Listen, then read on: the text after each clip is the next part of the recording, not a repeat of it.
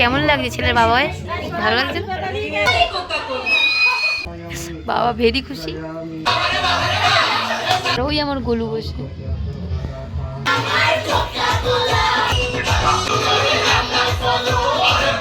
Hi guys, Radhe Radhe, welcome back to my channel. So আজকে যাচ্ছি দক্ষিণেশ্বর, আর এটা ছিল কার্তিক পুজোর দিনের ব্লগ। ব্যাপারটা হচ্ছে আমরা অনেকদিন ধরে দক্ষিণেশ্বর যাবো যাবো করছিলাম, বাট যাওয়া হয়ে উঠছিল না। তো হঠাৎই প্ল্যান হয়, আমরা হঠাৎই আমি, মা, বড় মা, ফুটামানা আর আমার গুল্লু সোনা বেরিয়ে যাই দক্ষিণেশ্বরের উদ্দেশ্যে।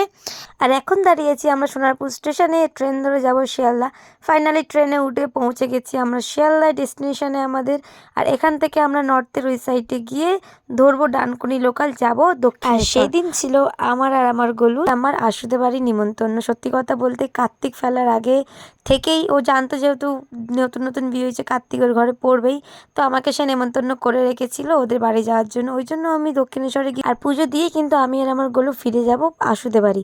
আর এই দেখো ট্রেনে উঠেছি, আর আমার গোলু মনোরম দৃশ্য দেখছিল। দেখতে দেখতে আমরা পৌঁছে গেছি দক্ষিণেশ্বর স্টেশন। আর এই হচ্ছে ভাইরাল জায়গা। সত্যি বলছি, কেউ যদি একটা ফটো তুলে স্ট্যাটাস দেয়, ক্যাপশন যদি নাও দেয়, সবাই সবাই জানবে এইটা একান্ত দক্ষিণেশ্বর। দক্ষিণেশ্বর ছাড়া এটা কোথাও হতেই পারে না। আর এখন তো খুবই ভালো হয়ে গেছে, ওপরে ওপরে দোকান হয়ে গেছে। এখন যে চায় হচ্ছে এখান থেকে প্রসাদ ডালা নিয়ে পুজো দিয়ে ওপরে চলে আসুক, ঘুরলো ঘুরলো, না ঘুরলো না ঘুরলো। সো ফাইনালি দেখে নিয়েছি দক্ষিণেশ্বরের মন্দিরটা, ভীষণ ভীষণ খুশি। আর পুজো দিয়ে বেরিয়েও এসেছিলাম আমি আর আমার গোলুকেও আমি ভিতরে নিয়ে গেছিলাম, শুধু বাস্কেটটা বাইরে রাখা ছিল।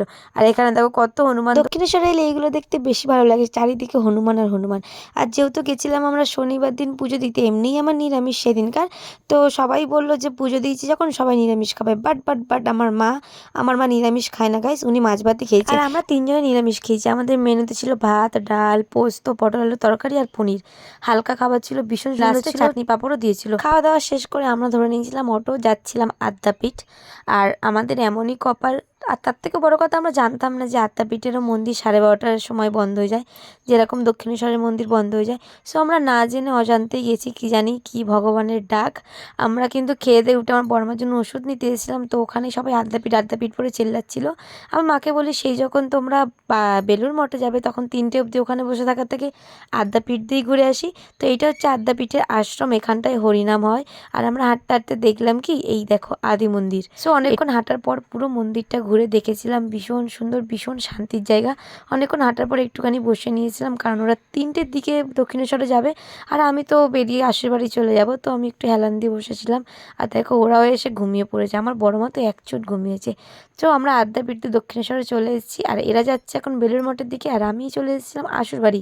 তো আশুর বাড়ি এসে অনেকগুলো কাজ করে দেখলাম পুজো স্টার্ট হয়ে গেছে, আমিও বসে পড়লাম পুজো দেখতে। আমার সত্যি বলতে ভীষণ ভালো লাগে পুজো দেখতে, যে কোনো পুজো আমার খুব ভালো লাগে। কেমন লাগছে? কেমন লাগছে ছেলের বাবায়? ভালো লাগছে? আর এই যে এইটা হচ্ছে আমাদের আশুর ননদের মেয়ে, এত কিউট, এত ভালো লাগে খেলে। যখনই আশুর বাড়ি যাই থাকলে ধরে চটকাই। এই মা, এই বাবা, বাবা ভেরি খুশি। আর ওই আমার গোলু বসে, ঠিক আছে, আমার গোলুটা কেউ নিয়ে এসেছি আমি। বাপ্পা হালদার, মুদগল গোত্র। তিন নাম বলো। আশা হালদার, কি মন্ডল হয় না। মন্ডল বলে বলো। মুন্ডল। না হালদার। ওই তো হালদারে চলে এসেছে, আর মন্ডল কোথায় হবে?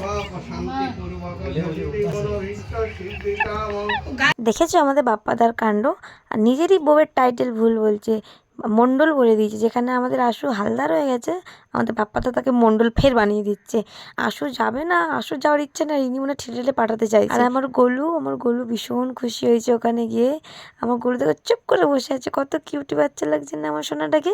ও কি সুন্দর বসে আছে আর একটা গোপালের পাশে।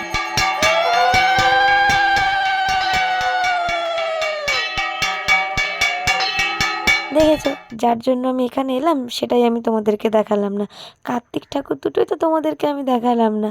চলো ক্লোজ দিয়ে দেখাচ্ছি কার্তিক ঠাকুর দুটো। এই হচ্ছে কার্তিক ঠাকুর দুটো, আর এই দুটোই ফেলেছে বাপ্পাদার বন্ধুরা মিলে।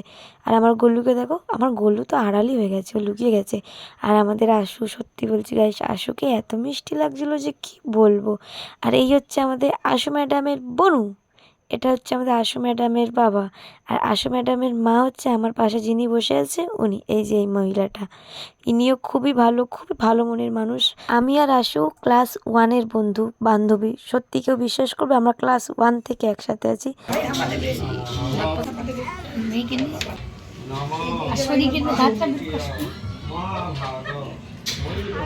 যাই হোক, আমি আশুদের বাড়ি গেলে আমার পিছনে সবাই লাগবেই লাগবে। আর আশার মায়ের ব্যাপারে কি বলবো, ভীষণ ভালো মানুষ। আমি গেলেই আমাকে জড়িয়ে ধরে, খুবই ভালোবাসে। আর শুধু আমাকে না, আমাদের সবকটা বন্ধুকে। আর আমাকেও সুন্দর লাগছে না গাইজ? ফাইনালি পুজো কমপ্লিট হয়ে এসছে, আর এখন হচ্ছে আরতি। আরতি হলেই কমপ্লিট হয়ে যাবে পুজো।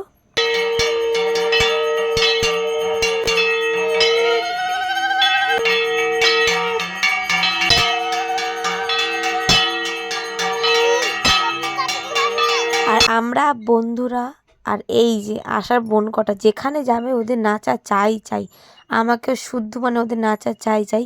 ফাইনালি পুজো কমপ্লিট হয়ে গেছে, আর আমরা চলে এসেছি নাচতে। যে আমাদের আশু ম্যাডাম বিয়ের আগে কিন্তু একদমই নাচতো না। যতবার বলতাম নাচ নাচ নাচ, উনি নাচবেনই না। এখন কি হয়েছে, বিয়ের পর কি নাচা নাচে।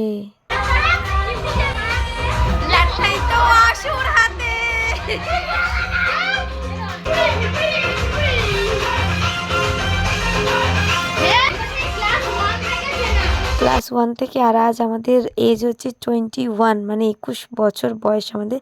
এখনও আমরা সাথে আছি, সত্যি ভাবনার বাইরে আর কি। যাই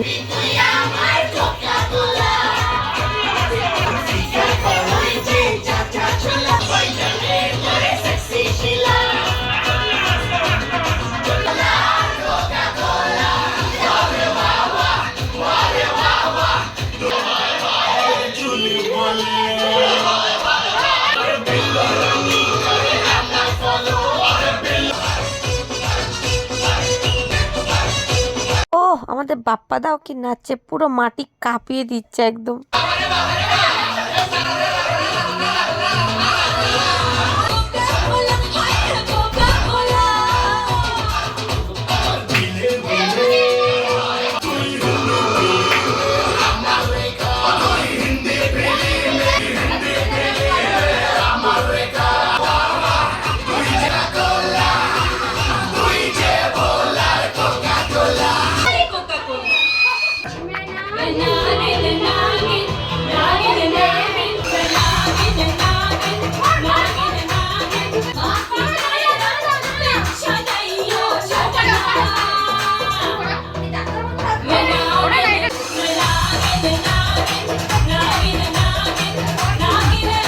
যাই হোক, অনেক নাচানাচি কোদাকুদি করার পর সবাই একটুখানি টায়ার্ড হয়ে গেছে, সবাই একটুখানি হাঁপিয়ে উঠেছে। মানে আমরা কেউ হাঁপাই না আর কি, বাড়ির লোকরা আর কি হাঁপিয়ে গেছে। তো আমরা পোলাও আর আলুর দম খেয়ে আজকের ভিডিওটা এই পর্যন্ত শেষ করলাম। টাটা গাইস, দেখা হচ্ছে নেক্সট ভিডিওতে।